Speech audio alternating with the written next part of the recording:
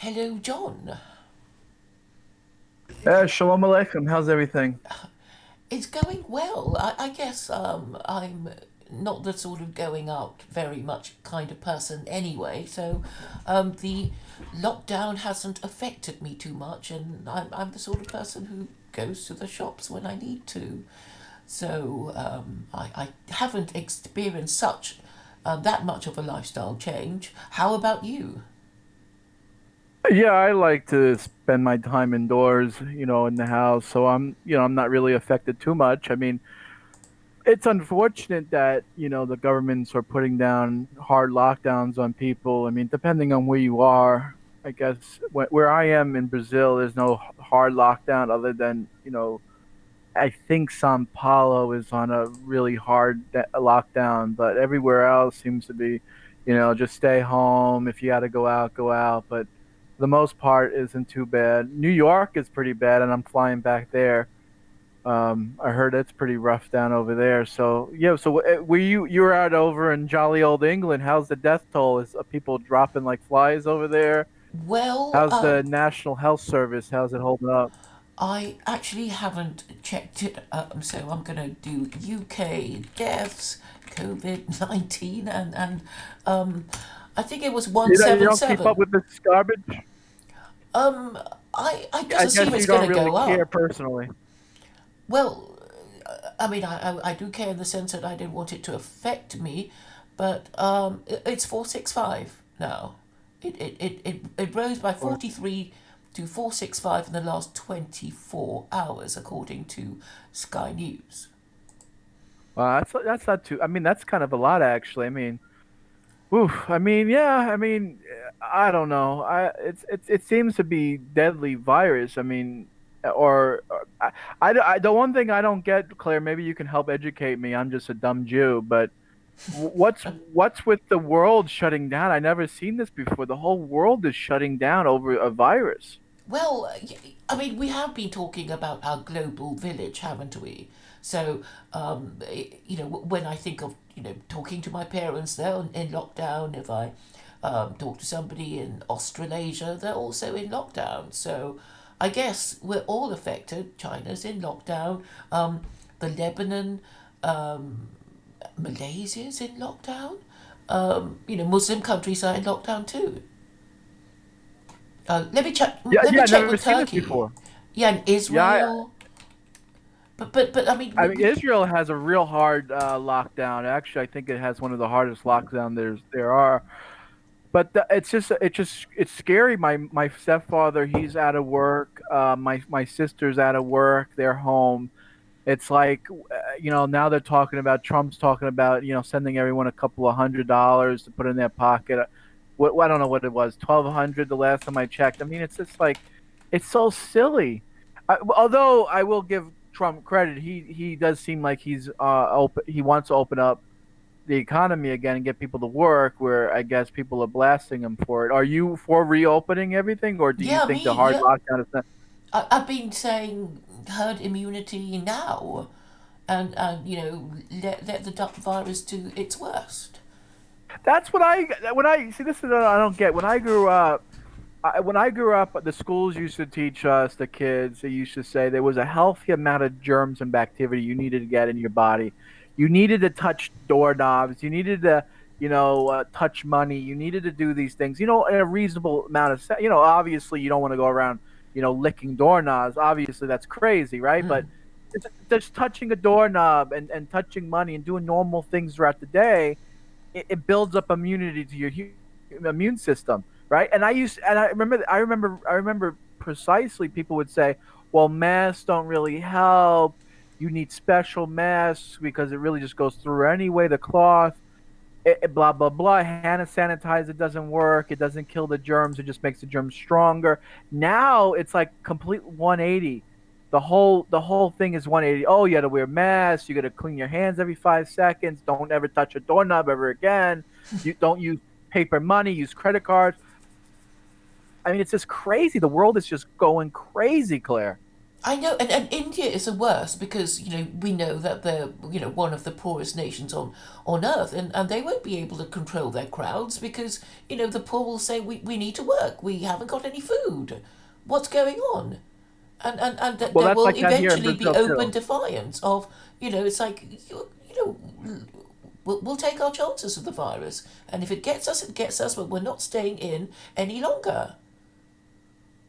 That's pretty much the mentality here in Brazil. I mean, you're asking, people who can barely survive, they're scraping the bottom of the barrel as it is, and then you're telling them stay home. It's just, you know what I'm saying? It's just not possible. You're telling people to stay home. It's not possible. Yeah, it's And, like telling it's people who are unfortunate. hungry that not to go out to find food. Right, just stay home and die, I guess. I mean that's the I don't know how I mean that's the what do you call it? Global homo type of mentality. I mean globalism is the worst. I mean it, it wants to kill. I mean, I was reading Italy doesn't even supply medical, doesn't even help people medically over 60. I mean, if you're 60, you get the virus. You're I dead. guess the only, I guess the only person on your side is I guess God. I guess Yeah. at that point. Because they'll Uh, say, self isolate, and anybody who loves you can't see you anyway because they'll get it. So, yeah, it's like, well, die alone. Oh. And maybe there are people who want to take their chances. And, what about the herd immunity theory, strategy, which was, what people thought that you might as well get it because you're going to get it anyway. It's like these chicken pox parties that parents would send their children to, so they get it in their youth rather than get it when they're older, when it's actually more painful and will affect them more. yeah, I remember that as a kid. I remember my mother would precisely tell me, "Go play outside in the dirt. Go get dirty." And I'm like 3 years old, 4 years old, 5 years old, 6 years old, and eventually, when I came of age, I came to understand. Yeah, playing in the mud, playing outside, interacting with people, you're gonna get sick. But the purpose of getting sick is to immunize. Is that a word? I'm trying to figure. I don't know what the Develop a word was. tolerance maybe for Yeah, yeah. exactly. Develop a tolerance, to become immune to this stuff, and so that you're strong. I mean, this is why I don't like all this anti-boomer mentality. Boomers aren't bad people. I want to say that there's Gen Xers, millennials.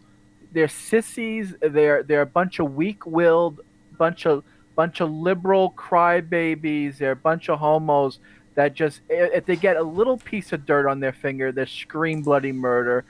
Anything that hurts their feelings, any one word that you said the wrong way, they scream bloody murder. They need a safe zone. They need their timeouts. They need their hand sanitizers. Why would I want to? Oh, you know what I'm saying?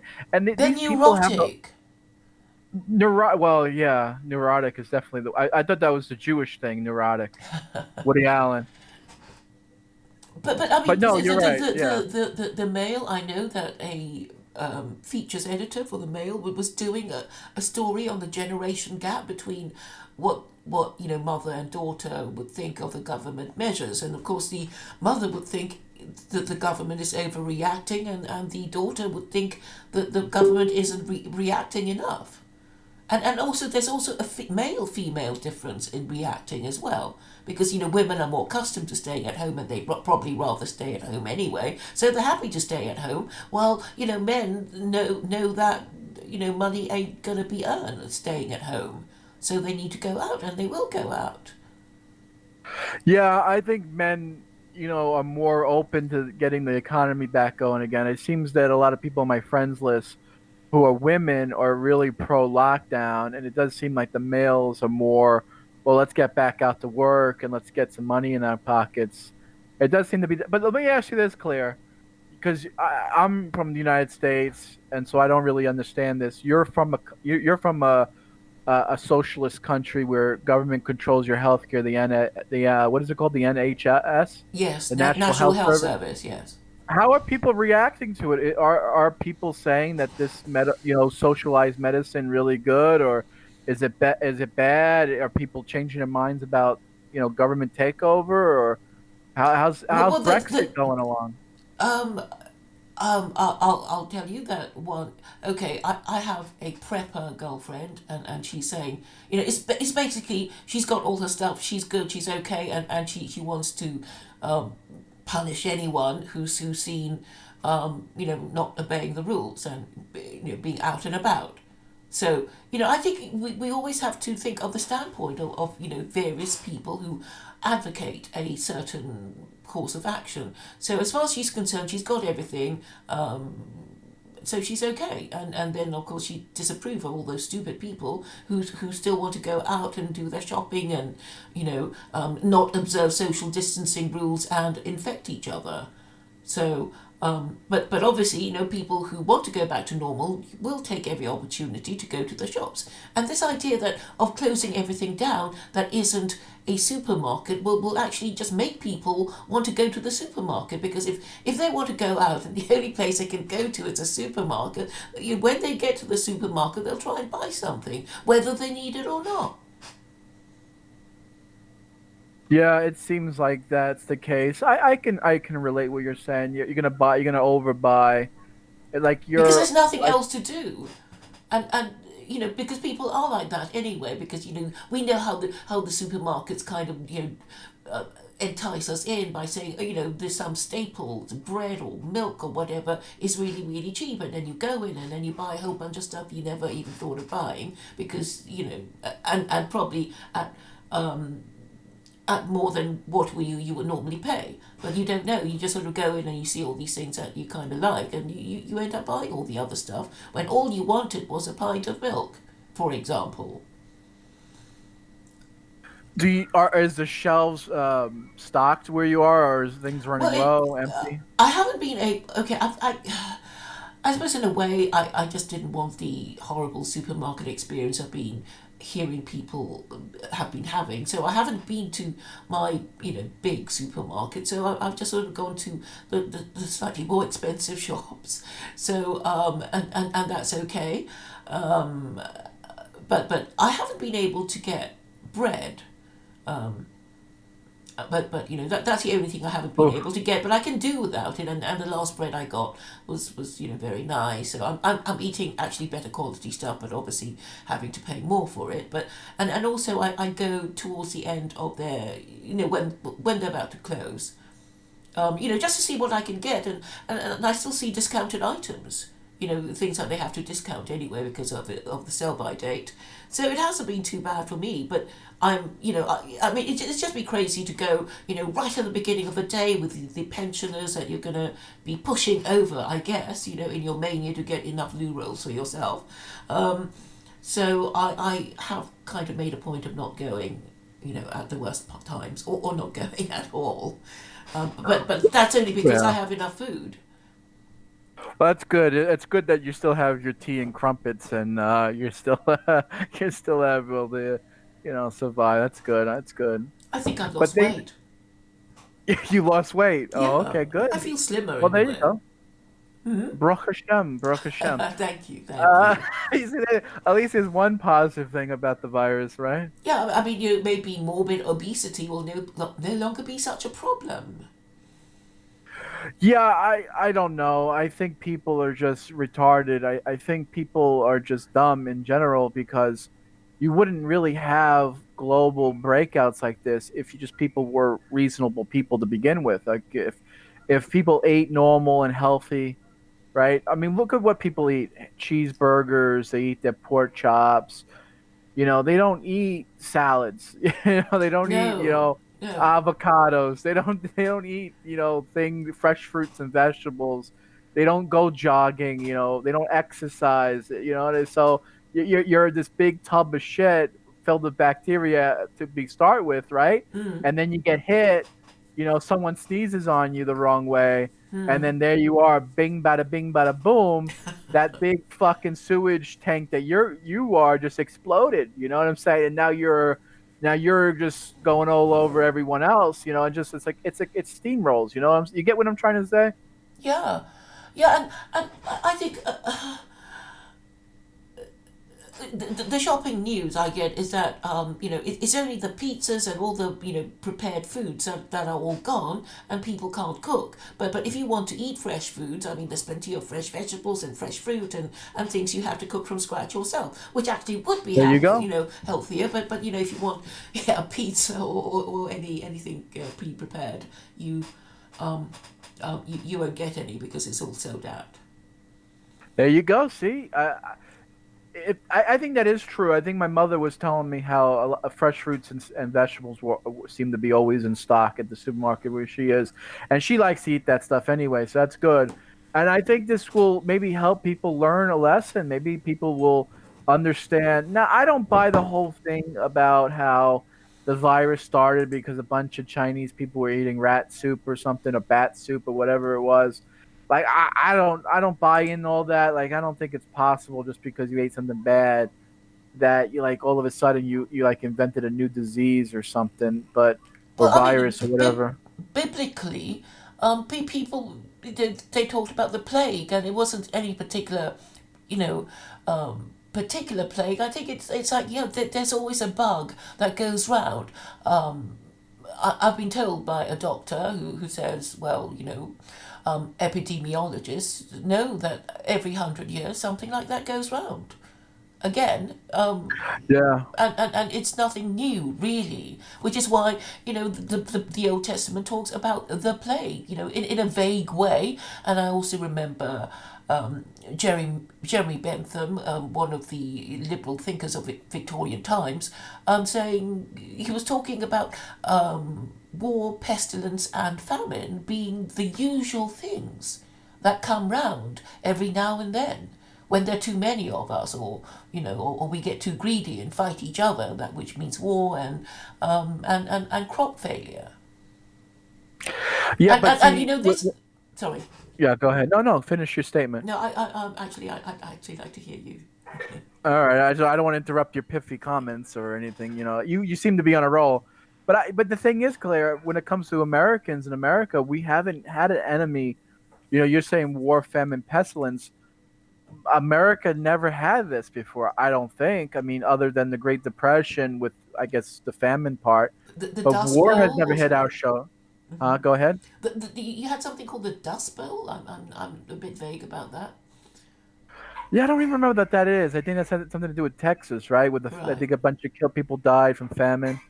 Or Um, some sort of desertification. But yeah, it's something I should look up really. But yeah, America hasn't experienced famine, but we know that the Soviet Union did. We know that China periodically experienced famine.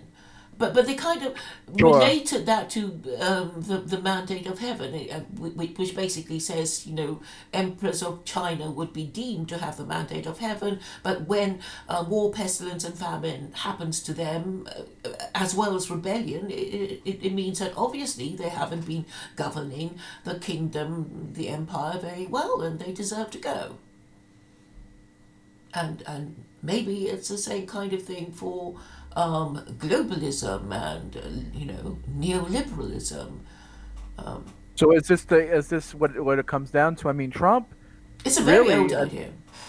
I mean, Trump seems to be a prophet at this point. I mean, not to toot, not to make him. I mean, he already has a big head. I don't want him to think, he's a prophet. But he's been saying close the borders. He's been saying stop immigration.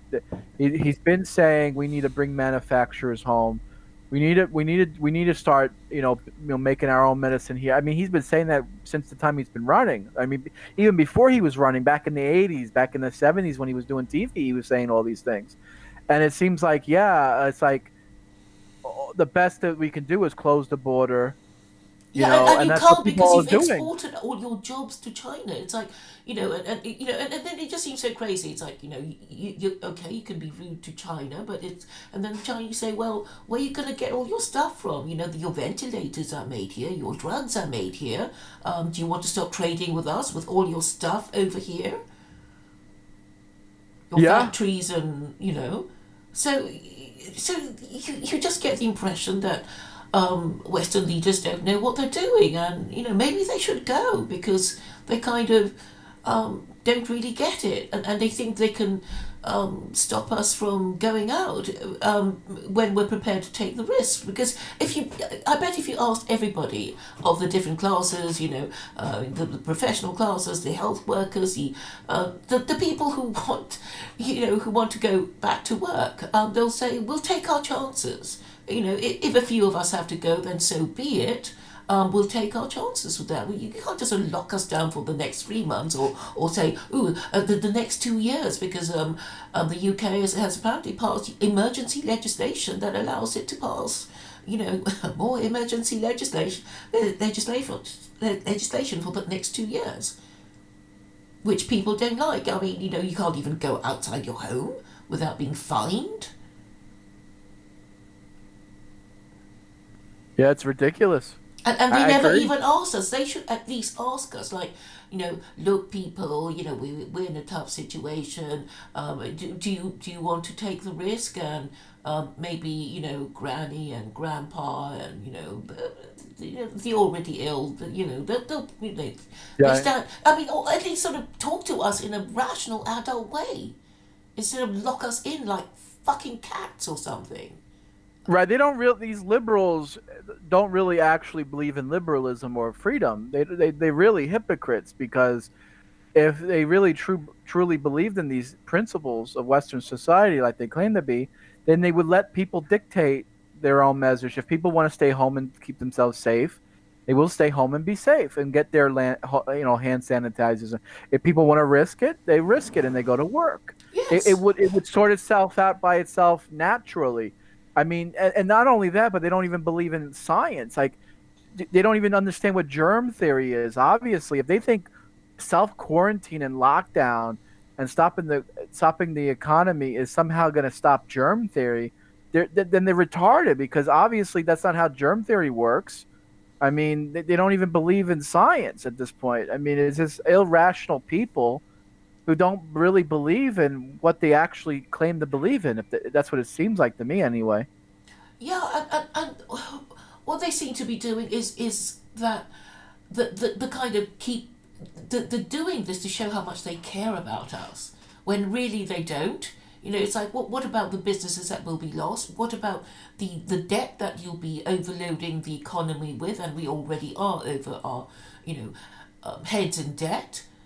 They don't seem to care about that. It's like, oh, well, trust us, we'll look after you, and we're saying, we don't need you, we don't trust your judgment, and and it's all unnecessary. I mean, and what I suppose most people fear is that we'll get the worst of both worlds. We'll have destroyed our economy over nothing, missing out on all the business opportunities, and when we go back to work, the virus will have mutated, and it's going to get us, in a worse way. That could still happen in theory. Yeah, I could see that happen. I could see in a year from now, this COVID, whatever they want to call it, political correct COVID. I guess you can't say it Chinese anymore. I guess you got to say COVID. But um, it seems like in a year from now, it's going to hit everyone hard. I mean, everyone, it's like this meme that's going around on my Facebook page. My friend was sharing it. It says the title says in 2020 in 2030 there's going to be a lawyer commercial on television that says, "Do you have a friend or family that overused hand sanitizer 10 years ago? You may be in need of compensation. I mean, compensation." So it's like I can see that. I go to it's just so stupid. It's like people freaking out, and it's just like, and but it's a good thing in a way, because I think people will understand the government, like you were saying, Claire. Like, people understand that government is not helping us, not solving the problems. So it's making more. Actually, it's making more libertarians, right? It's not making more statists, right? Not It's not making more voters go out there and saying, "Oh, I want more government. Oh, I want bigger government. Oh, I hope Boris Johnson makes More England laws. 20 times larger." Yeah, It's doing the opposite. It's breaking down the system. yeah.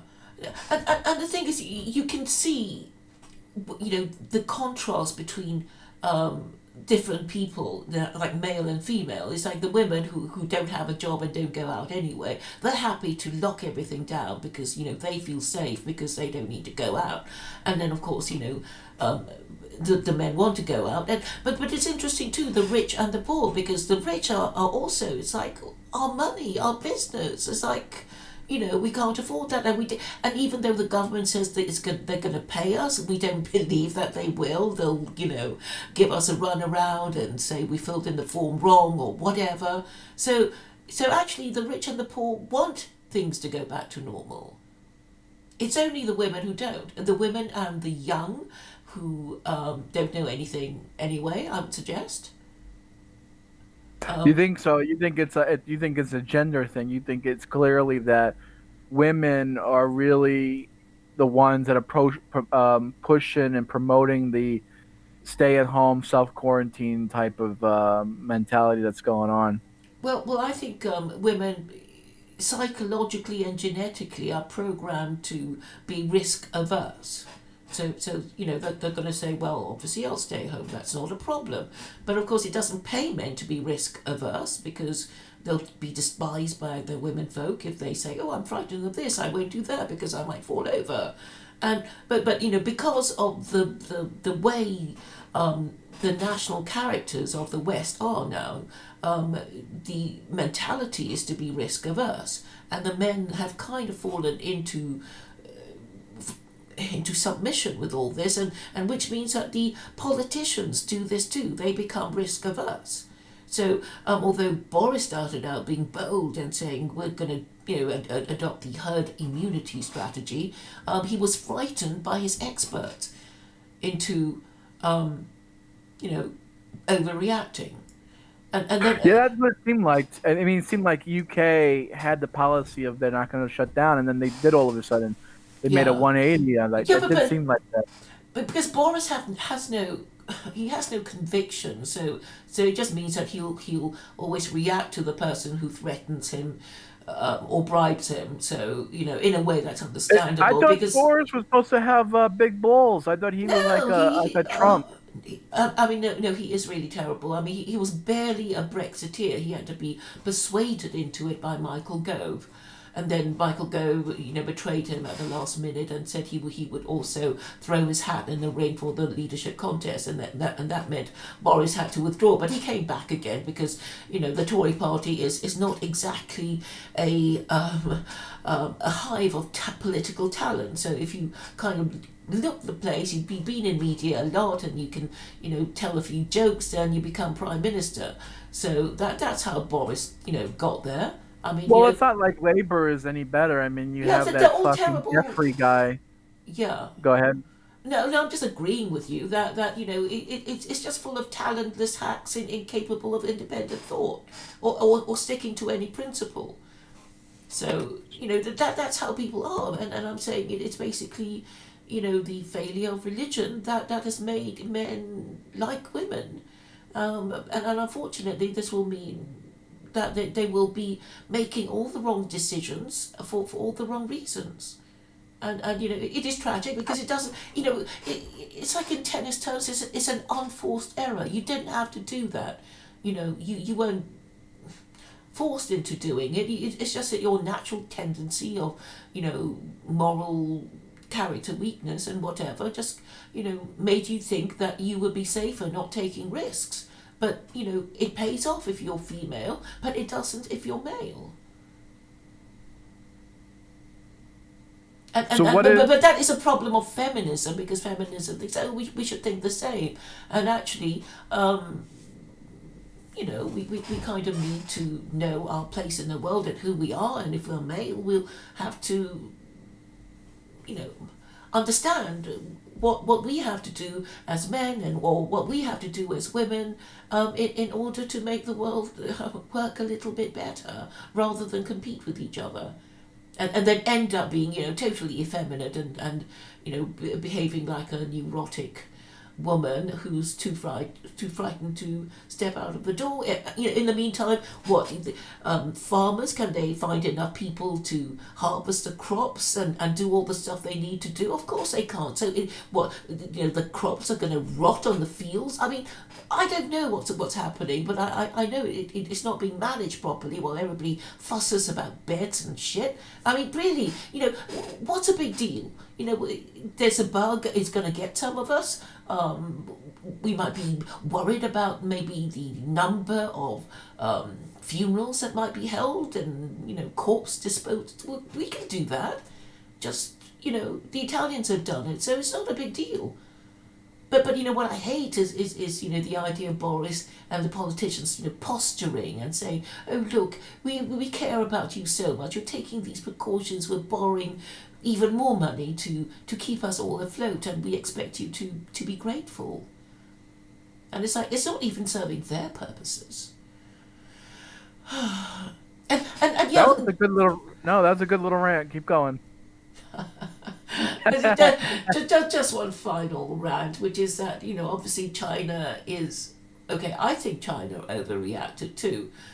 And it's kind of, America and China, saying you did this to us. And I was thinking, China could say, you Western nations, you did it to us by being so racist and mean about us, caring nothing about our people and human rights. And so we pulled out all the stops to show how much we care about our people.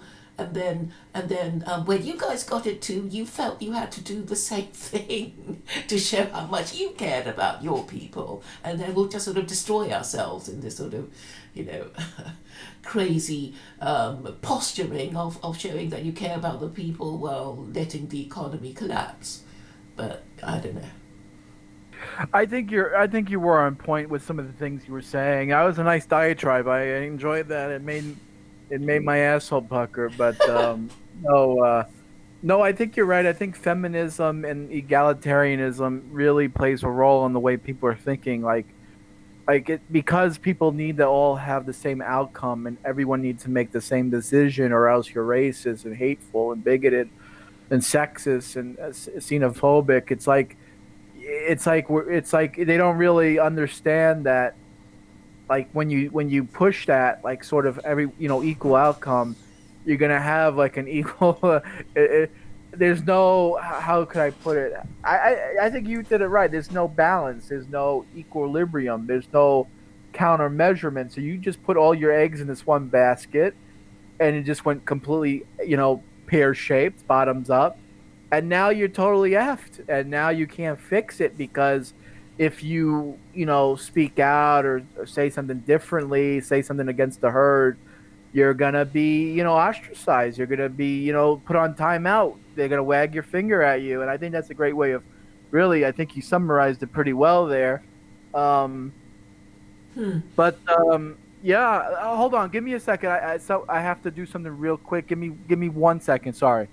I can't think of another question or Oh, something. okay. I do have a little anecdote to relate, and it is this, that I was talking to a female friend, and okay, the gist of what she said to me was that I should overreact to show I care.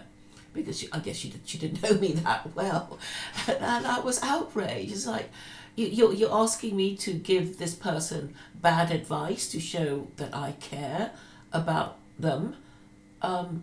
Why? It's like then I realize it's a very feminine thing to overreact about something to show you care.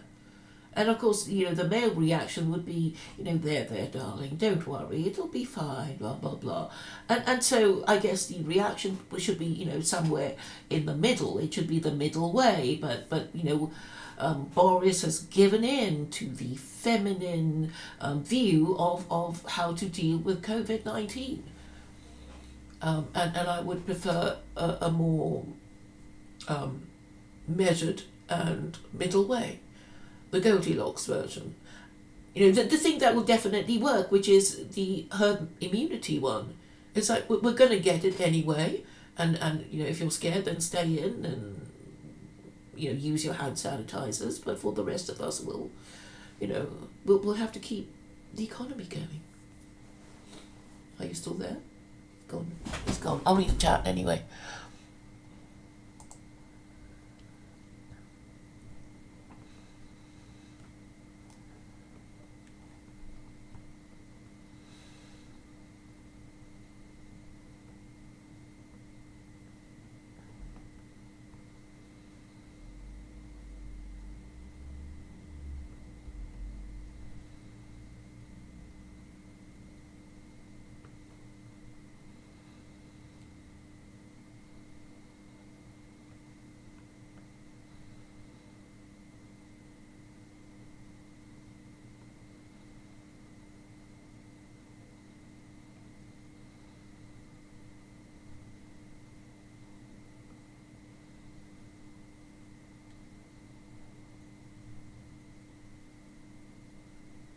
So, what are you in the chat saying? Are you in favour of herd immunity, or you happy with the lockdown situation? I thought you were on my side, that woman. So who became a traitor? Who's not on your side? Well, I thought that woman was saying that the lockdown is ridiculous, and now she seems to be saying that she thinks it's okay, but then she thinks she might have it herself. How are you today, that woman? Well, that woman is a neurotic Jew, isn't she? No, she doesn't like Jews. She's Muslim. She's a Oh, Shia she's Muslim. Muslim. Oh, she's Muslim. Nice, beautiful. So, But what? Yeah, what type of comments are we getting? What do people think? Let's. What do the sheep say? I don't think they have a firm view about how to take the situation because they come from all parts of the world. And I think Saigon Green is in Well, the Vietnam. millennials, Gen Xers. I mean, most of the people that watch you are like Gen Xers, right? Millennials, No, I think it's quite a wide younger folks. range. I have some young people, but But that's the thing, though. People can't make up their mind. You know that they don't know where to go. They don't know what to do. They're just these. I don't even know how to even describe it. They're just like these snowflakes that just fly around the air without knowing where to land. It's just like, oh, they just have to be told what to do. If the government says, stay in your house, then okay, I'll stay in my house. Ooh, you know. yeah, I don't know if you heard OV on my 10-hour stream yesterday, Oh, and nice. No, yeah, I didn't. I wasn't. Yesterday, I wasn't doing too good. I wasn't feeling well. all Not right. because I had coronavirus, but just because I had a stomach bug. Maybe it was. Maybe it was the virus. Who knows? Yeah, apparently there is a bit of accompanying diarrhea. So, um, Oh, but I just yeah. Is that a sign of it? Because that maybe I was did what I have it. heard this morning on the radio. So I don't know. I mean, I know that the previous flu bugs have had the same thing. So I don't know. And it still has a 2% mortality rate So out of everyone who gets it, and not everybody will get it, only 2% will prove fatal. You know, You so what channel are you streaming to? I don't see you on the channel live. hardcore prawn. Oh, I thought I was subscribed to that hardcore. Okay. You're not even subscribed to it. Ha ha ha ha. I I'm apologize. just. I thought I was. I apologize. Yeah. Oh, you weren't even aware of that channel? I thought I was. I thought you got flagged, and we did it. I promoted that channel because like last month or something. I remember doing something with you last month. Yeah. I don't see it. I don't.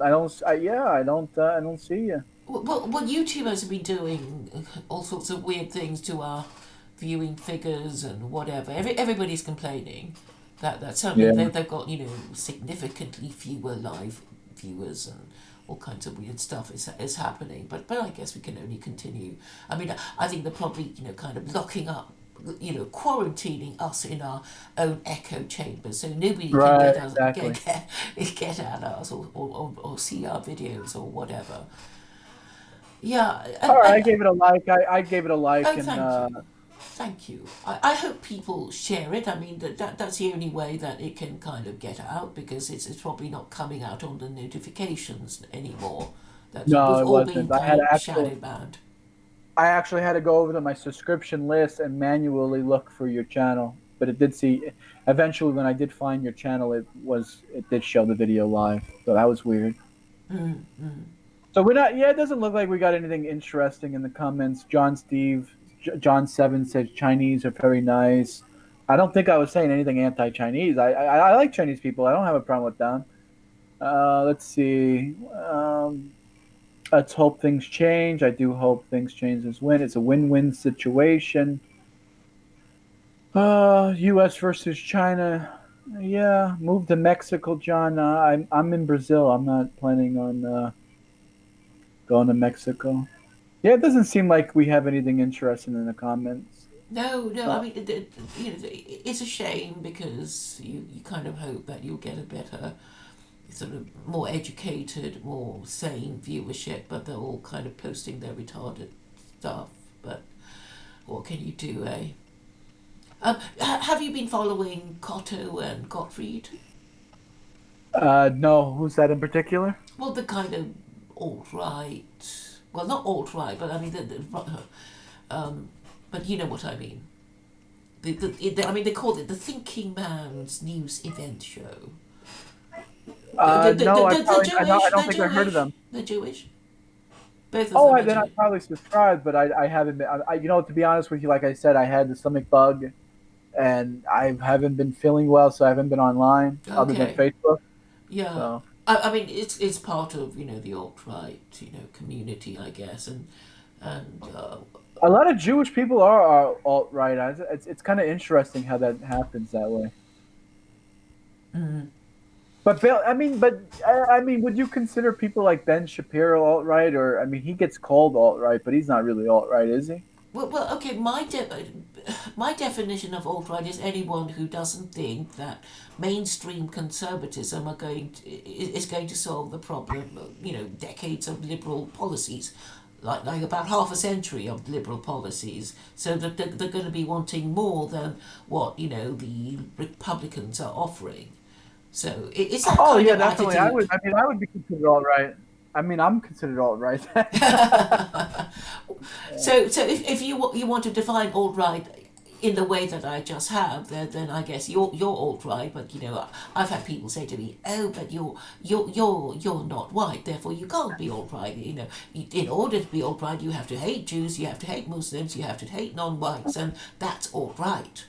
So Well, that's the liberal definition of alt right. Yeah, I knew that was bupkis from the beginning. I mean, not to say a Yiddish word. I don't want to yid whistle here, but it is definitely bupkis the narrative that they put out. I mean, obviously, just because I mean, it's just so stupid. I mean, the way people think. I mean, and people buy into it. And people go, "Oh yeah, that's alt right." No, it isn't. you know. Oh man, Claire. Well, it's not compulsory. That's the thing. I'm just saying, okay, it would include, people who want to kill and kick out Jews. It would kill, and Muslims and non-whites. It would include that, technically, but you don't have to, subscribe to the whole package. You could just be a non-white, a Muslim, a Jew who doesn't think that the government knows what it's doing, or the opposition either. So, and that would make you alt-right. So that would kind of make you what the other half of the voting population. Yeah. I mean, if we can define it, define things in that way, then it would be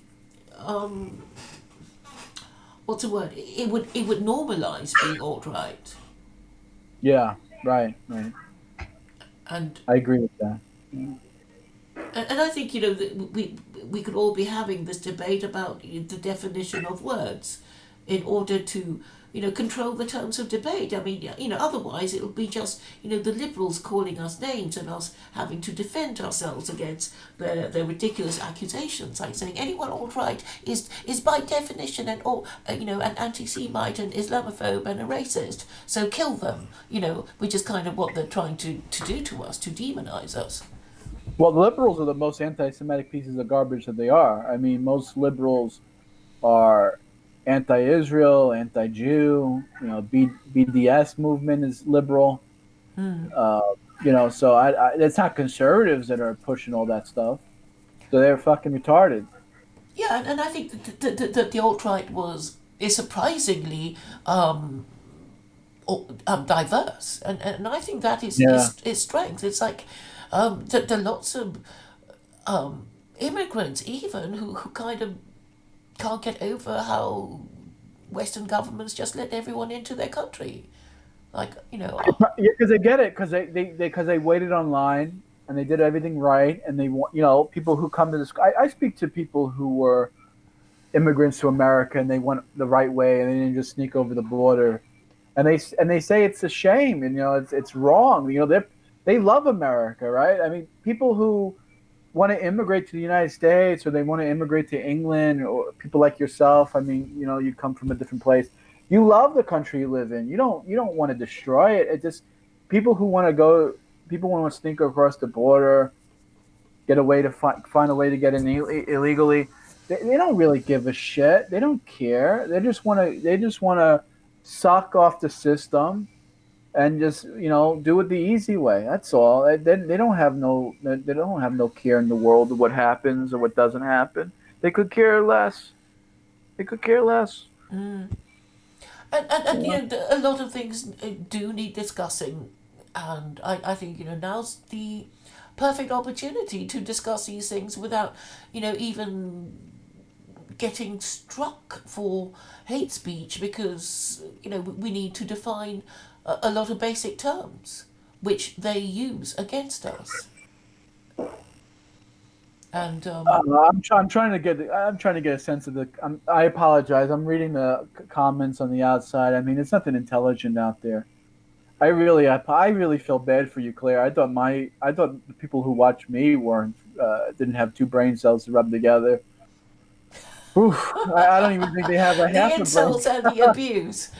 I mean, it's just so stupid. I mean, British single mom should lynch Claire in the street. What does that even mean? That doesn't even make any sense. Because Creatures like Claire should be human land stealing oxygen. I mean, it doesn't even make any sense. You dedicate all the time to Claire, and she thinks, "Oh, he's vulgar, Vietnamese person." What are they talking about? Saigon Green is a bit mad. He's a bit mad. Oh, okay, he's one fry short of a Happy Meal. Oh yeah. Okay. All right. Well, if anyone actually has any decent comments or statements to be made, I'll listen to them. But I'm just going to close out of the live stream because it's just nonsense. Yeah. Yeah. But yeah, I pick your brain here for a few minutes just because I wanted to get see how it is over. I haven't spoken to you in a while. I apologize. I haven't come onto the show, or I haven't talked to David in a while. David, I haven't. one week and what do you call it, the We weekend can review show. review. Hmm. I haven't seen that in a while, so I apologize to everyone that I haven't been around. Do you subscribe to Voice of Reason? Because I tend to timestamp the streams I've enjoyed that relate to me Oh, or well. the blog post, the Yeah, blog thing. I think I did kind of timestamp the weekend review for the most recent weekend review. That's, I mean, what do you? How do you do that? You sit through an entire video and just like record everything, man. That's a lot of work to do I that. kind of enjoy it, you know. You pick up quite a lot of nuances, even though you were actually participating in the stream yourself. It's sort of it's like, oh, I didn't notice that, and I didn't hear that question properly. I was answering the wrong question. I didn't, Now, and do you do that as you're watching? Do you write, okay, at this point, but this happens at this point, as you watching it as you go along, or do you rewatch it and then do it over again? well, no, some, I remember the topic, so sometimes I just put it in the description as the stream is live. But afterwards, if I think there's anything good about it, I'll go through it again. Yeah, Oh, okay, yeah, okay, but that's not too. you can do it at double speed, so you don't have to. So And sometimes you what do get the you find? transcript. What do you find fascinating about David and Jen? Well, it's an unlikely partnership in a way, but you kind of work out that Jen, because of her An anti-Semitic, yeah, but she uses co-hosting with a Jew. yeah, and she's got Duvid as protection, so I can't be that much of an anti-Semite if I have, if I've been doing a show with Duvid for over for a year now, and of course Yeah. Duvid kind of gets a kind of cachet for getting to do it with Jen, every week. And I forgot to ask, how's the our favorite I don't know what does he like to be called? I forget his name. The guy that hates Noahides, the homo. What's his Oh name? yes, Vincent Bruno. I haven't heard from Is him he much. around? He hasn't been in touch with me and hasn't communicated with me that much. Might have got the corona. Yeah, I mean, Spacepan is kind of um, kind of replacing, though he hasn't been talking to me much. He's in Hong Kong. He's a libertarian. Oh, nice. Yeah. So I did a few shows with him, but he seems to be a bit busy at the moment. So we do have a list of subjects to discuss, don't we, Spacepan? But you're a bit withdrawn at the moment. Yeah. That's good that you find new people. That's good. You get fresh blood. I've been wanting fresh blood in my weekly show that I do, and it's hard to find Jewish people to want to, come on a To be live stream. insulted by a whole bunch of anti-Semites, that's a problem, isn't it? Yeah, it's a sewer. I mean, YouTube's a sewer, and it really is. And it's not like it's much better over at BitChute. I mean, if you go to BitChute or BitTubers, these other video sharing sites, they're They're even even worse over worse. there. Yeah. So it's hard to find people that want to come on. A lot of times people will say to me, "Well, I want to come on and discuss Judaism, but I'm afraid to be attacked for what I say." And so it's like, "Oh, I hear you. I understand." Well, we Not could do everyone. more I don't shows care. together. I mean, I Me don't mind. personally, I don't care. So I don't mind. Right? Exactly. You don't mind. I don't mind. And me and you don't even agree on everything. Claire, we disagree on things, but it's okay. We can It's have a a better discussion. conversation if we disagree. You think I so? watch some streams where they all agree with each other when they're terrified of disagreeing with each other. It's dull as hell. Right. Well, they don't want to be ostracized from the group, right? They don't want to disagree with each other because then they're placed on timeout. Again, it's liberalism. I mean, liberalism hinders freedom of speech. It hinders when you have that type of mindset that everyone has to think the same and act the same.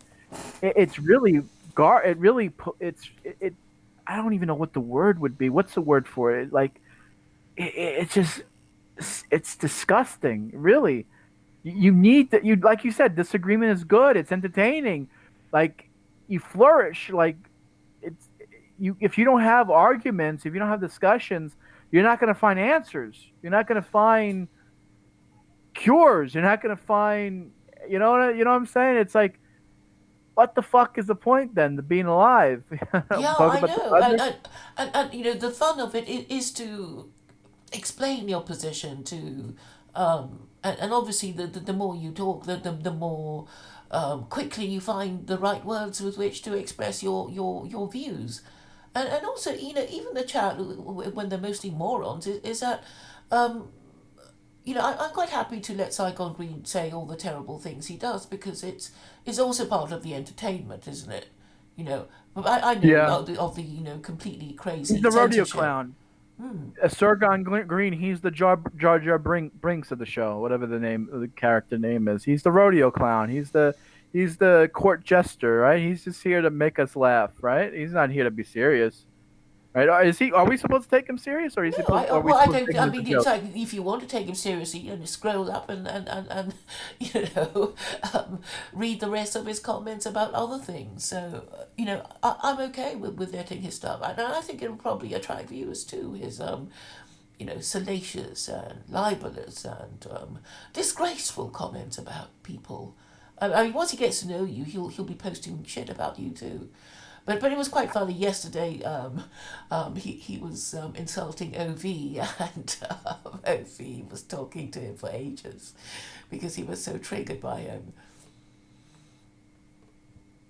I do want to apologize for you were kicked out of my Facebook group from someone else in the group, and I didn't really have time to go over like what was happening.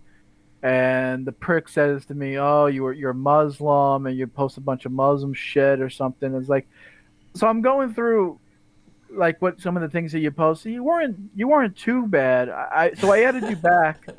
I added you back because, to be honest with you, a lot of the things that you were posting in the group, where a lot of it was questions like, "What do you think? What is evil?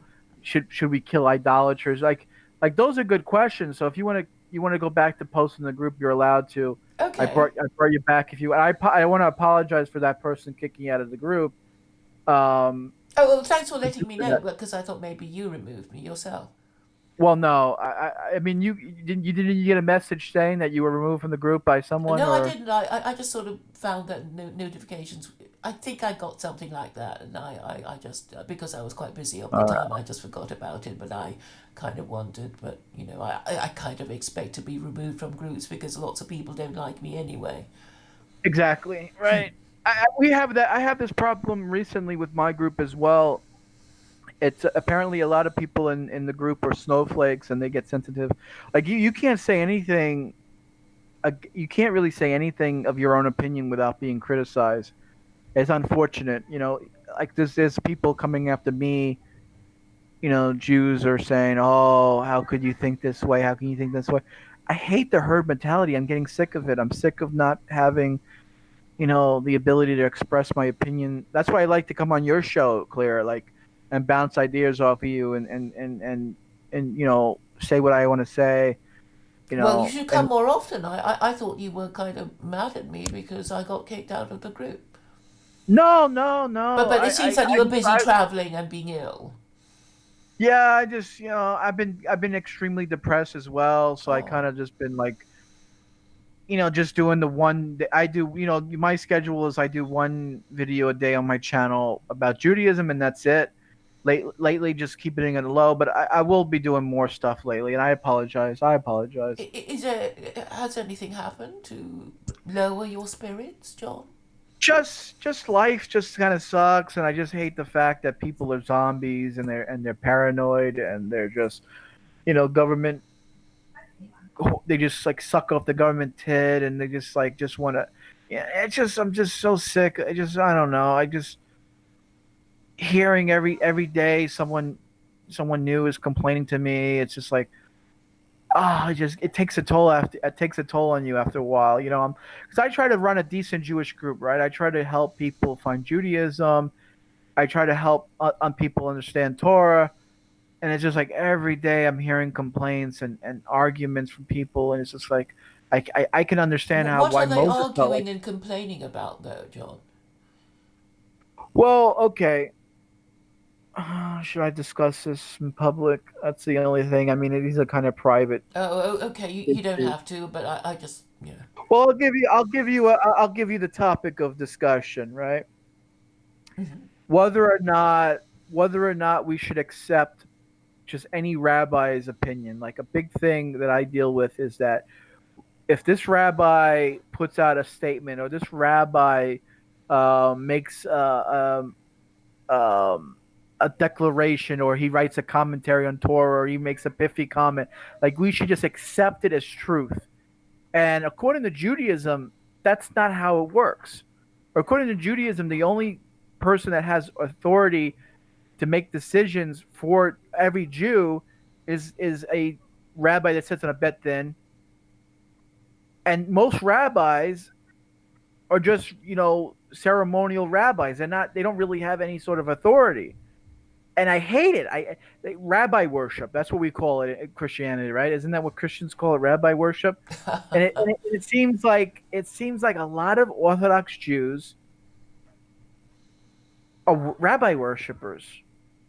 It's just like I'm arguing with people. Well, my rabbi said this. Well, I don't care about what your rabbi says. What does Torah say? What does God say? Oh, my rabbi. Oh, you're a heretic. You're an apostate. My good friend James, just came out and made a video towards me calling me a kafir. I mean, what's the point of calling someone a kafir? what were you In disagreeing with, though? I mean, is it something that's particularly talked about at the moment, or is it just, do you Well, just with him, disagree anyway? it's the same thing with the whole half the people in your comment section. Oh, he's a fake Jew. He's not a real Jew. Oh, he's Ashkenazim. Ashkenazim are fake Jews. He's white. He can't be a real Jew. And just like the stupid shit that you hear all the time. You know what I'm saying? So it just takes a lot out of me, Claire. It takes a lot out of me hearing this over and over again, over and over again. I So that's suppose you why I can mostly just, block people. Go yeah. ahead. Well, I guess you take your position and then you just argue it, and maybe you regard every opportunity, every disagreement as an opportunity to make your case. So, as long as you kind of deal Right. with it and address it and say you contradict them and say no, the position is this instead of that, which was what you said, and you're wrong because, and then you feel that you kind of dealt with the situation, even though probably the person that you're talking to never probably thinks that they won the argument. But Well, hopefully maybe I was somebody arguing with reading. someone. I was arguing with someone about what Torah actually is. So, according to Judaism, Torah is the written five books of Moses, plus plus the Talmud, right? The oral Torah. That's Torah. And this person was saying, "Well, everything is Torah. Everything is Torah. The whole Old Testament is Torah. Everything my rabbi says is Torah." And then I say, "Well, no. Well, let's listen. Let's go to the definition of Torah." And Maimonides, Rambam writes the definition of what Torah is. He writes in Mishnah Torah, he writes that Torah is the five books of Moses and the mitzvot found within Torah. So, what are the mitzvot? The mitzvot are the legal rulings on the commandments. So that's oral Torah. That's the Talmud. And I'm showing her that this is what Judaism teaches. Judaism doesn't teach everything is Torah. No, only Torah, written Torah, and an oral Torah is Torah. And she's screaming, "Well, my," and then she writes to me, "Oh, well, my rabbi, which I would put my life in his hands for, tells me that everything is Torah, so I'm going to follow him." And I'm thinking to myself, "Oh my God, another rabbi worshiper. Oh my God, like just what?" I mean, the only thing a rabbi should tell you is to look at what the Torah says. That's what the job as a rabbi. The purpose of rabbis is show you where the answer is, not to tell you the answer, but to show you where the answer is. And so for these rabbis who just say, "Well, the answer is what I say it is," that's wrong. And I'm arguing with people, and people won't listen to me. I can't get through to people. I Is can't get it through. is this something that is happening more now, or is this something that happens anyway? It's going on more and more. I mean, there's so many people being called out for fake rap. I mean, I can't tell you how many this, and I have to be honest because I know you like Rabbi Mizrahi and Rabbi Reuven, but they're the worst. They're making videos all the time calling people heretics, apostates, coffers. Don't listen to this rabbi. Don't listen to that rabbi. I'm not. That's not what I'm. That's not what I'm saying. I'm not saying don't listen to the rabbis, right? I'm not being anti-rabbi. What I'm saying is that the answers, according to Judaism, we only have to follow what Judaism prescribes, right? The law, right? Like what you would call Sharia, right? Mm-hmm. That's the only thing we have to do is Sharia, right? Halacha. And it seems like all these people, each rabbi is calling the other rabbi a heretic, and people are being put on blacklists, and people are being, what is going on? And yeah, it seems to be more and more lately, Claire. It seems to be more and more people are coming out. Don't listen to this rabbi. Don't listen to that rabbi. I'm not saying that. Look, when that woman said, well, my rabbi said that, I'm not saying it's wrong for you to go to your rabbi and ask questions. What I'm saying, it's wrong for you to just accept everything a rabbi says and don't find the answer. That, and which is really what the rabbi is supposed to do. The rabbi is supposed to give you the answer, show you the answer. So that's a problem too, sure. But that's not my biggest disagreement. My biggest disagreement is that no one accepts, I can't say anything, right? I'm saying, just follow Torah, and people are arguing with me, well, what about all this other stuff? Well, is it Torah? Do I have to believe it? Do I have to accept it? No, okay. Then don't worry about it. Oh no, well, you're wrong, you're a heretic. It's crazy. Yeah. It's silly. Like I don't know. I'm rambling, and I feel it's stressful. It's Mm. stressful, and it just makes me. It probably doesn't even make sense what I'm saying because it's so convoluted. It's so convoluted, Claire. It's all over the place, and I can't get my thoughts straight on it. I can't because it's so crazy. I can't think straight. Is there a particular topic that they're all saying the position is this because Rabbi X said that? I mean, is it a particular topic or just anything? I'm just wondering, maybe because um, of COVID, of our COVID times, Jewish people might be talking about, one particular thing than another. Well, that's every video. I'm subscribed to a lot of Jewish channels, and every video channel seems to be putting out a COVID video, and it's just like the saying. Everyone's saying different things. Everyone's arguing each other. Everyone thinks the Messiah is going to be here tomorrow. And it makes me scared. Like, is this really true? Like, is this really the plague of darkness?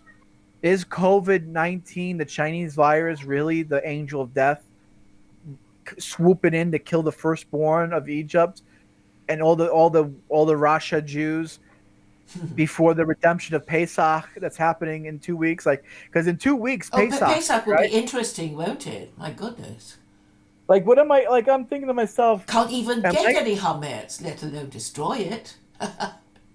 Well, the Bible, what's so funny? It's because the Torah does say like everyone will be condemned to their homes.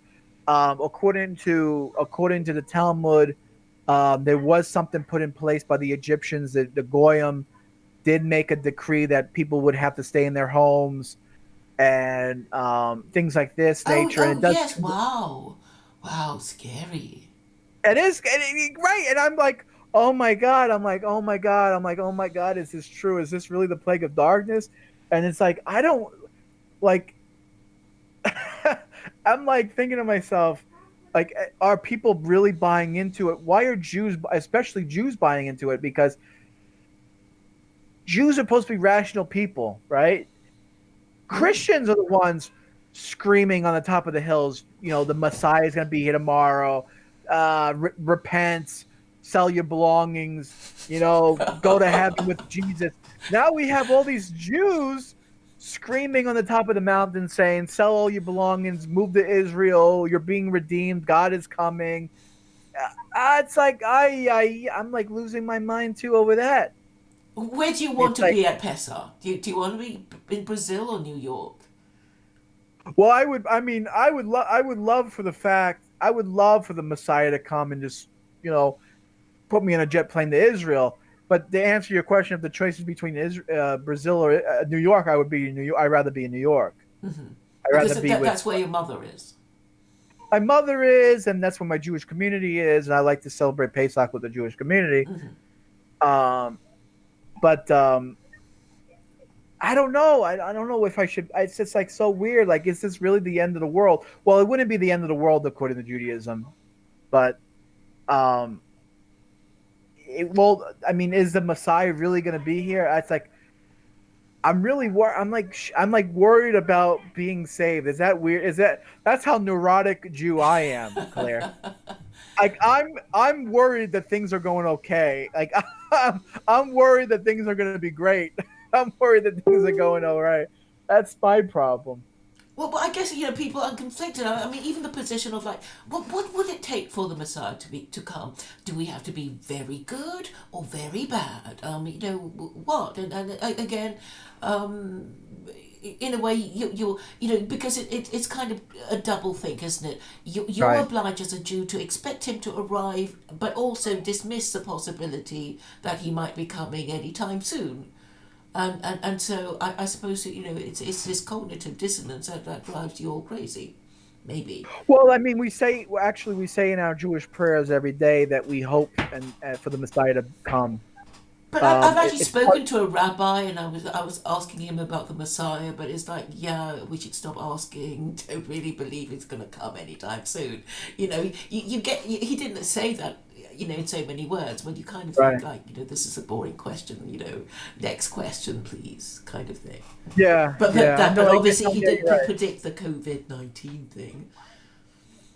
But yeah, um, what was I gonna say? I had a brain fart. Yeah, no, yeah, absolutely, you're right. It's like we're really here. God puts us here on this planet, the Jewish people, to do Torah, to do mitzvot. We're not here to go to heaven. Like the whole point of being born isn't to die. Like that's what like Christians teach, like Muslims teach that. Like the whole purpose is like the world to come, to be with God in heaven. But the Judaism is the reverse. Like the whole point of living is to be alive. The whole point of living is to have a wonderful life here on this planet. And so it is a kind of a contradiction to think like, oh yeah, we're supposed to want this Messiah to come and take us away. Like really, if anything, the Messiah should um, help us here on this planet, right? Like you would think, well, if the purpose of Jews and Judaism is to live and have a life here on this planet, then wouldn't the Messiah do the same thing? Wouldn't the Messiah help you live and love life and do all this wonderful things? I don't know. I don't know. It does seem like it does seem like a contradiction in a way. Well, aren't you? Isn't the conventional view that we're here to kind of earn brownie points, so we get lots of points and go to heaven? It, Well, no. The Talmud says a reward for a mitzvah is another mitzvah. I mean, the reason why the reason why we keep the commandments and we're good and we get brownie points is so that we can earn more brownie points, not for heaven, but for earth. You know, like the Shema says, the Shema prayer says, when you follow God's commandments, God will provide rain for your crops, and then because the rain waters your crops grow. And because your crops grow, your cattle are fed. Because your cattle is fed, you have food. Because you have food, you have children. Because you have children, you have a family, and your nation grows. So really, Judaism teaches that when you do God's will, when you keep the commandments, you fulfill life here on earth. It has nothing to do with an afterlife. It has nothing to do with heaven. you, It you has have to to do keep with now. yourselves in existence because you are kind of your very presence is there to irritate the goyim who are supposed to wonder whether you are or aren't the chosen people. And I think I hope you'll listen to Ovi discussing you people, and I also hope you'll if you have time you'll listen to me. I was talking to this Muslim, and he was talking to Jews a bit, so and maybe you can comment in it if you think that he said something wrong about Judaism, but I thought it was quite an interesting chat. The one I had with Okay. Kashif Shahzada, who did talk about Jews quite a lot. Um, but I think, maybe, okay, assuming that there is no afterlife for any of us, then, what is the purpose of Jews? And it's like, they're there to annoy the goyim, to make them think, how are we to deal with Jews? And I think the Jews also have to ask themselves how they are to deal with with Gentiles, right? What is your proper relationship? How should you treat them? Should you assimilate, or you know stay aloof from them, and that kind of thing? And I don't think it's been worked Good out question. after all these, after so many centuries. I think the proper and healthy relationship is that if Jews are in Galut, right, we're speaking from, so there would The, be the two galut different is levels. diaspora, for the The benefit of. diaspora, Hmm. right? Hmm. So when we're in the diaspora, the proper thing would be to. So the Talmud tells us the answer to that. So the Talmud tells us the reason why God sends us into the diaspora, the exile, is to gather converts, to be a light unto the nation. So what does that to, mean to to be a be light unto the Jonah nation? proxies, right? No, it not to be proxies, but to actually bring people into the covenant. The reason why God kicked us out of Israel because Jews were just staying in Israel, and nothing was happening. So Jews were learning Torah all day in Israel, and nothing was going on. Nothing, the nation wasn't growing. Judaism wasn't flourishing. So God, in a way, brought the nations in, destroyed the temple, and the reason why and then we scattered upon the face of the earth. And the Torah says the reason He did that was to get us out, to get us talking, to let people know that there's Jews and that Judaism exists. And people are going to start asking questions like, that's a funny looking guy. Why does he look that way? Why does he dress that way? And you would go up and ask questions like, what are you? Oh, you're Jewish. You believe in Judaism. What's Judaism? What's Torah?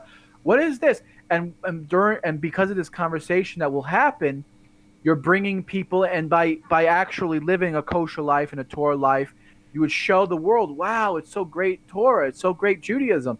I want to be Jewish. Teach me Judaism, and that's where the statement says in the Tanakh that 10 goyim will grab the seat of a Jew and say, "Take me with you, for I know God is with you." And what that means is these Jews are gathering in converts. They're bringing in people into Judaism, because if you're locked away in a box, right? If you're locked away in your house, like you're like a COVID outbreak, no one's talking, no one knows, right? I'm talking not without internet, right? I'm talking about 2,000 years ago, right? I'm talking about when there's no electronics, no one can travel, no one's getting out of the house, right? I'm talking from this perspective. And now you see people, these new people walking around your neighborhood, and you're like, what are these people? What are they doing? Why are they not eating pork? Why do they not drink this type of wine? Why do they wear this funny hat? It starts to ask questions, and by that conversation that happens, now you're having people discuss, well, what is Judaism? What is Torah? Maybe Torah's for me. Maybe I should be a Jew. Well, they live a great life. They live a happy life. They seem to be. Oh, they don't die from a plague. Oh, the bubonic plague destroyed all of Europe, but they're living. I wonder why. Oh, it's because they wash their hands and they wash their ass and they keep their food clean. Oh, maybe I should do that. Maybe I should wash my hands and eat kosher food and do like the Jew do. And then now you're getting converts. Now you're getting people in. That's the purpose. That's the healthy relationship. A Jew shouldn't do anything. A Jew shouldn't be involved in politics. This is. I'm going to tell you right now. For people like Chuck Schumer and people like Bernie Sanders to be so heavy, and by the way, they're not really Jews. They're atheists. They hate God. Hmm. They shouldn't be involved in politics, right? We're not supposed to be involved in what goyim do every day. We shouldn't even care, right? We shouldn't even care. We shouldn't care about politics. We shouldn't care about your religion. We shouldn't be care about your society. We should just do our own thing and spread the good news, like what the Christian would say. Spread the good news. That's it. That's all. Live among you, and then tell you the good news. That's it. That's why I don't push you, Claire. When I come on your show, for example, I don't tell you what to do. I don't tell you how to behave. I don't say convert or die. I don't say. I just have a conversation with you. Hmm. Hmm. That's the proper healthy relationship. Spaceman has a question for you in the chat. Perhaps you'll answer his question? Let me go ahead and be right back. Just give me 1 second. Sure. Oh, people fighting in the chat.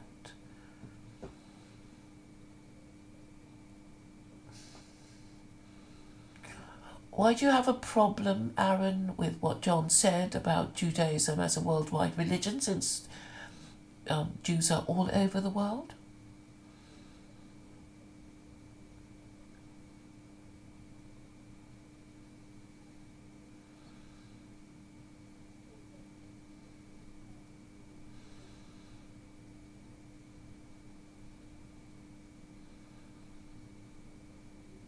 So, Aaron, are you saying it's a good thing that Israel is soon going to have no choice but to blockade religious neighborhoods from the rest of the Israelis? All right, sorry about that. I had to get a cup of coffee and a biscuit and a crumpet, and I'm ready to go. So, what's the question that this wonderful person has to say? Ask me. Well, Spaceman says he thought Jews weren't supposed to evangelize. So that's a Ashkenazim new age modern recent rabbinical thing that rabbis teach, but nowhere in Judaism, the Talmud, the Torah teach that you can't evangelize. But that's a Christian term. Proselytize is kind of a goyish term.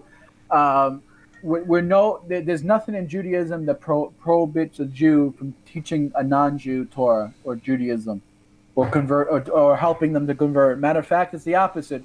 We should be wanting people to convert. We should be open and open.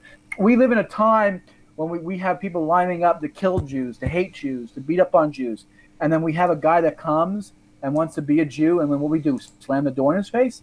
That doesn't make any sense. That doesn't make any sense. That's an Ashkenazim thinking. You got to be rejected 3 times, and after the third time, if you're sincere, they help you. And after 6 years of being abused, maybe we'll let you convert. Maybe if you can afford it, we'll charge you $10,000. That's hogwash. That's bloody nonsense. It's not Judaism. So, do you know what Aaron is referring to when he was talking about blockading the religious community from the rest of the Israelis? Do you know what he's talking about? If you scroll up, Blockade. Well, I've heard that a lot of religious Jews they're highly affected from this virus. They're like, a lot of them are getting it. okay. So maybe you're saying like, keep the religious. I mean, it just sounds like a God hating atheist type of thing to say, like, quarantine all the religious people. I guess is what he's saying, right? Yeah, I think he's actually reformed, so I can't work him out. But then other times he talks like a religious fundamentalist, saying, we all have to go and live in Israel, and then the Messiah will come. So I really don't get it with Aaron. He seems to be quite inconsistent. Well, that's he sounds like a real Jew then, because to have that sort of contradictory mentality. At the end of the day, every Jew should believe in the same thing. We should believe in Torah, right? Well, actually, let me rephrase that. Doesn't make that. I mean, that's not what I meant to say. Every Jew should adhere to Torah, halacha. The halacha is the fundamental basis of our faith and our people. But what we believe in doesn't matter. If Aaron wants to believe that going to Israel will redeem you and will stop the plague, okay, that's fine. He can have that position. If he wants to quarantine all the religious people, that's fine. This is the problem. This is the problem I have with my group too, is that people think because one rabbi says it, they have to follow it, or another rabbi says this. Hello, you've gone quiet. He seems to have dropped out. Let me see what's happened.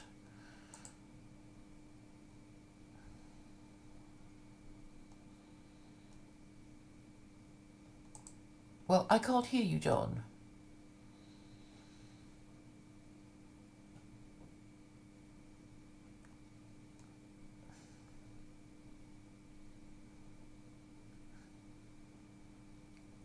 Um, what should I do?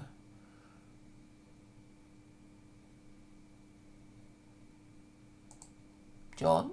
Can people hear John? I can't hear John. Um, I don't think I'm supposed to answer the questions that is addressed to him. So Spaceman asks, will Israel follow the footsteps of Italy and... Sorry, Korean Man asks, will Israel follow the footsteps of Italy and Spain? Spaceman asks, so the Ashkenazi tried to turn Judaism into Scientology? But I think John has dropped out, haven't you? Okay, we've lost John, so I guess I'll close the stream unless he can get back again. So I'm gonna play the outro and talk to you guys another time.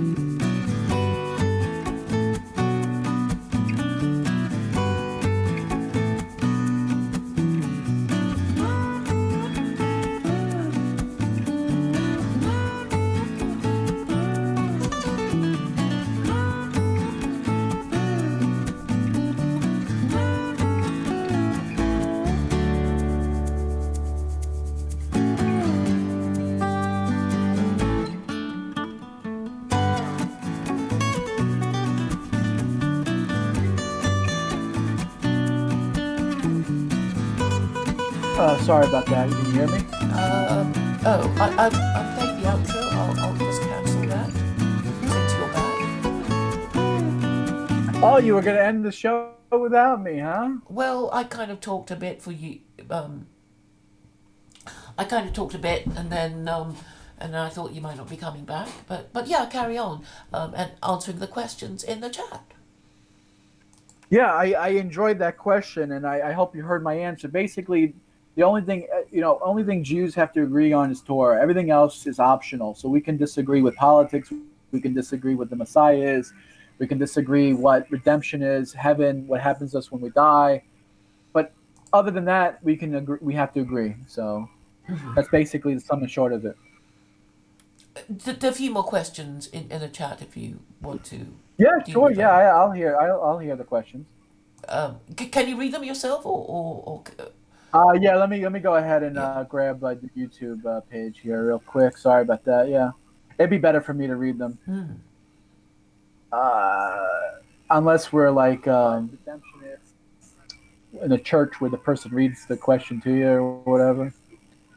Uh, what are we? Where's the first question at? Where do I have to scroll? Um, it's towards the end anyway. I think you've dealt with the one about proselytizing, and let's see. So Aaron said I'm a fake Jew. I don't. I mean, me and Aaron actually discussed this. I don't know. He was calling me a real Jew when I was on his show talking to him. I have a. I don't know what made him change his mind that I'm not a real Jew. I hate that concept of a real Jew. Like that doesn't even make any sense. What is a real Jew? What's a fake Jew? Like that doesn't make any sense. I mean, Yeah, it's like if you're a convert, will you forever be considered a fake Jew? I mean, you know what? But I suppose if you do convert, you won't really get accepted, though your children might. we are the champions of nationalism because we came up with it 3,000 years ago. That is kind of a. I mean, I don't know if Judaism uh, came up with the concept of nationalism in Aaron in particular. I think what he's trying to say is I think what the unique perspective is what Judaism did was it retold the narrative of how you joined the tribe, and this is what makes you a real Israelite, and this is what makes you a fake Israelite. And so the way it works is this: back in the day, thousands of years ago, your God was the head of your tribe. So if you were a Midianite, then the head of your tribe was the gods that you believed in. In particular, they believed in many gods, but usually within the group there'd be subgroups that believed in other god, like their individual gods, and then there was a godhead. Right? This is how it worked. Right? Mm-hmm. Canaanites, the Midianites, they all had this concept. The Egyptian, what made you an Egyptian was you had the Egyptian pantheon of gods, right? What Israel did was, what Israel rewrote that. And the way they retold it is that when you accept upon Hashem, when you accept upon Israel, the way you joined Israel wasn't through blood. It wasn't through ethnicity. It wasn't through your race. It was through your obedience and your accepting upon the commandments of Hashem. So in a way, what Aaron is saying is kind of right. Um, they retold that narrative. So that's how you became an Israelite. You didn't become an Israelite because you adopted the political system of Israel. No, you accepted upon yourself God and his covenant, the Torah. And that's how you became an Israelite. And you left being an Israelite if you stopped believing in Hashem, right? So that's why you could have a Midianite like Ruth, right? Ruth the Midianite.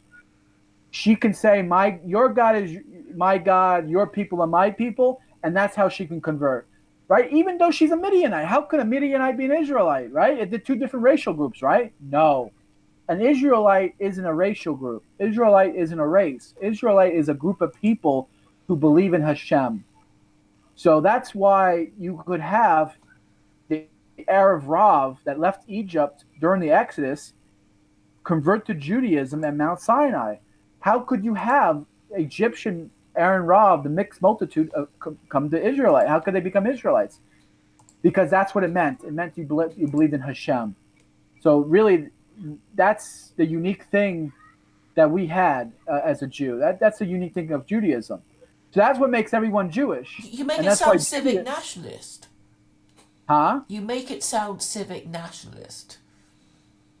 Is that the term for it? Is that Uh, the I don't know what the secular term is. I guess civic nationalist is the opposite of ethno nationalist, saying only people of a particular race can be part of that nation. Right. I Even mean, that's ethnic. according to Torah. I mean, that's according to Torah. According to Torah, you had Hebrew blood people and Arab Rav, the mixed multitude of many different backgrounds, coming together and converting to Judaism at Mount Sinai and becoming the Israelite nation. So they became all these different groups of people, all different shapes and colors, became one people. But by That's how it worked. agreeing to accept the same rules, right? Exactly. Exactly. That's all we have to do, accept the same rules. That's it. That's all Judaism is. A set of Ruth, he says rules. Ruth was adopted into the family. Exactly. So Ruth had to be redeemed, right? The whole story of the book of Ruth is that she's redeemed, and she finds Boaz, and she sleeps at his bed at his Can you feet. tell us a story? Because I'm a bit vague about the story of Ruth. So Ruth was a goyess who converted to Judaism for money. She had a rich husband, a rich Jewish husband who died. He died in a plague. Ironically enough, he died in a plague like today. And she was a widow, and she was going to go back to a goy family in Midian. But that's what her mother wanted. Come back to us. No, and she says no. I want to go back to Israel. I want to sojourn with the Israelites. And so she ends up going back and she marries Boaz. And Boaz was a Jewish man, and that's how she's redeemed. Basically, that's basically the gist of the story. And the purpose of the telling of the story is the purpose of it is well, maybe Ruth converted for all the wrong reasons. Maybe she only converted for wealth and fame and fortune. That's why she married the rich Jew. But when he dies, because of the plague, and everyone's dying because of the plague, and because she still says she's Jewish, even when there's a plague and there's no Oh, food she and there's said a she's. famine. Her mother-in-law was Naomi, right? Is that right? No, no, no, oh, yes, Naomi is the mother-in-law. Yeah. Right, right, okay. And she said to her mother-in-law, I'll follow you to wherever because I'm one of you now. So the point of the story is, even in the toughest of times, right, when Jews are dying of plagues, Jews are dying of famine, there's no food, there's no nothing, right? She still wants to be Jewish. That shows us that she's a real convert, that she really wants to be a part of this. That's the whole purpose of the story of Ruth. She maybe the beginning is she married for the wrong reasons. Maybe she became a Jew for money, right? That's what we may think, right? Because the story goes she married a rich Jew. Oh, you could just say, oh well, she just married for the money. No, but according to the story, he dies. There's a famine. People losing their wealth. People losing their fortune. People are dying from starvation. But she still says, "No, your God is my God. Your people are my people. I go where you go." That shows us that she wasn't doing it for the wrong reasons. She was doing it for the right reasons. She was doing it for Hashem. That's a real convert. That's a real Jew. Uh huh. That's a real Jew. So Naomi. So some people teach that you can't become a Jew for money or for fame or fortune. That's a lie. According to Judaism, Abraham, our father Abraham, converted to Judaism for fame, fortune, and money. Really? For fame, That's fortune. a new story for me. Oh, absolutely, absolutely. So before he before he converted to Judaism, he was named Avram, right? Avram before he was Abraham. So it says in the Talmud that Avram was praying to Hashem, and he says, he worshipped. He was kind of an idolater. He worshipped the stars. He believed in fortunes. He believed in like destiny and things. He wasn't exactly kosher, right? So he starts wondering. He starts to ask questions. He starts to contemplate what is truth and what is Hashem, right? This leads him on his path of oneness with Hashem. And he asks God, "What will happen to me? I'm a nobody. I'm going to die without a wife. I'm going to die without children.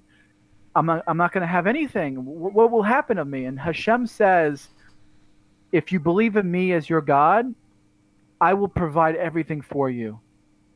I will make your name great. I will give you a wife, and I will give you an inheritance." Right? And so when Abraham converts to Judaism, not only is he given a wife, he's given a princess. Sarah was the princess of Babylon. She was a great woman, according to the Talmud.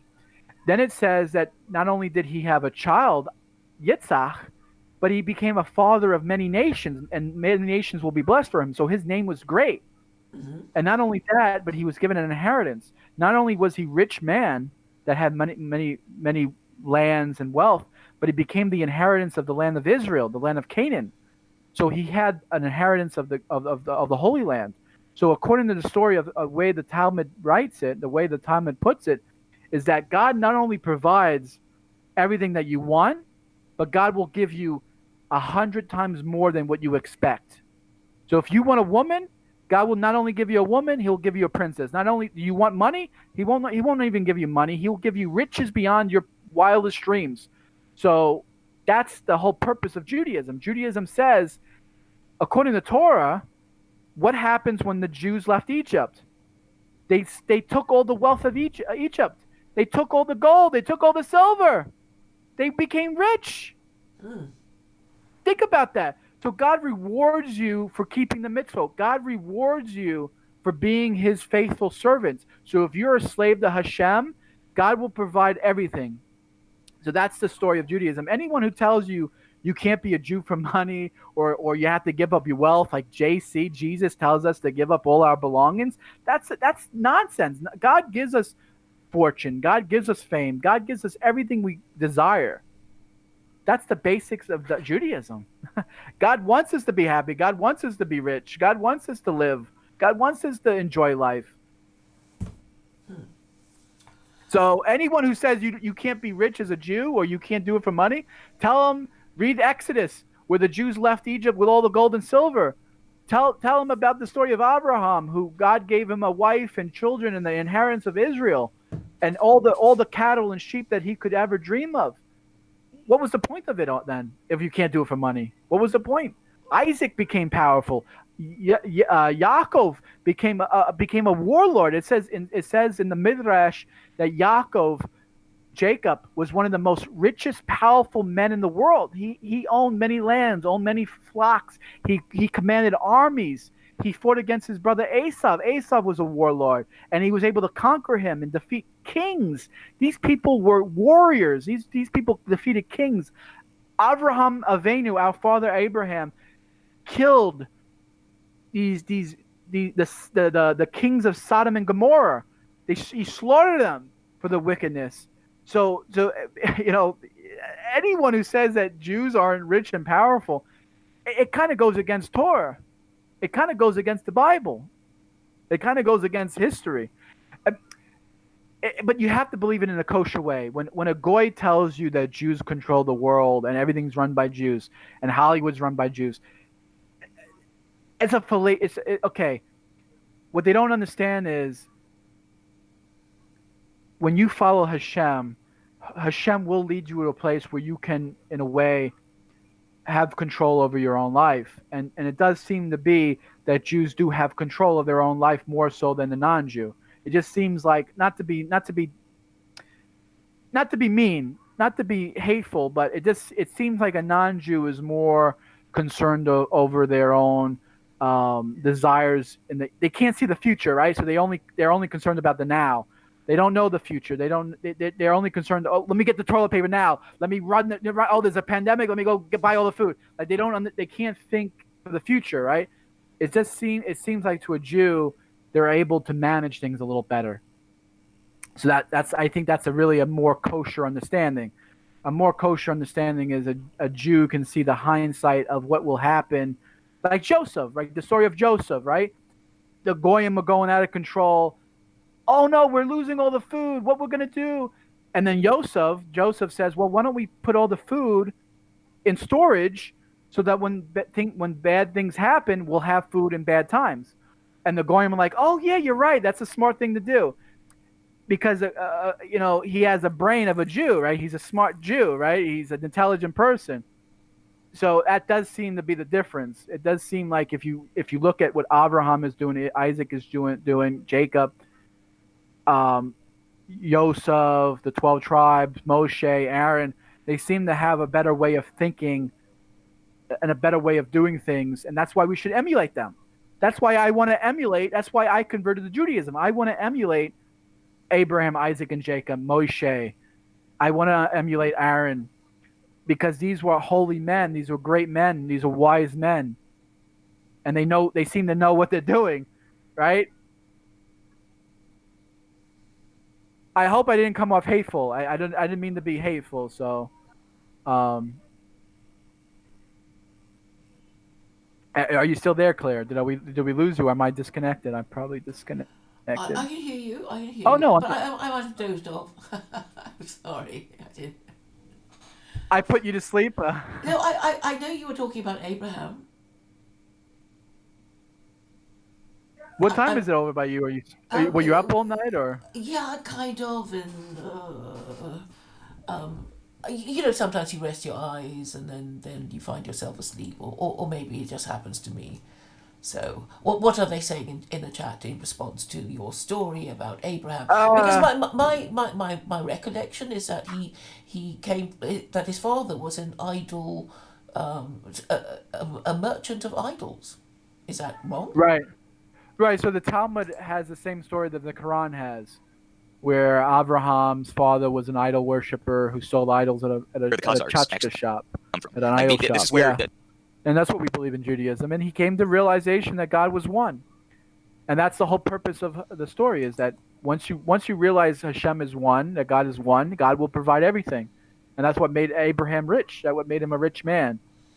So that was the whole point of my story. But Yeah, Aaron says I should give it up. Aaron says I should stop, hang it up. But why? I mean, it's so pointless. I mean, surely Jews should be kind to other Jews and not be mean to converts. Well, that's a commandment in Torah. The Torah commands us to love the stranger. So this is another thing about why we should want converts. So when you were asking me, well, aren't we supposed to not proselytize? Well, that's not what Abraham did. It says Abraham had a tent and would invite people in and convert them to Judaism and feed them and clothe them. So is that going against Judaism when we don't accept converts, when we don't bring people into the fold?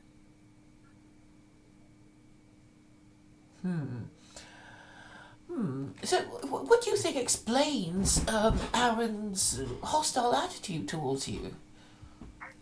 Do you I know? have to learn more about Aaron exactly why he believes in that, but it's just a common trope that people just will call you a fake Jew if you don't toe the line, if you don't believe exactly the same thing he does, then you're fake. Um, so I mean that's just I mean I have to learn more about him. I have to ask him questions about what he thinks.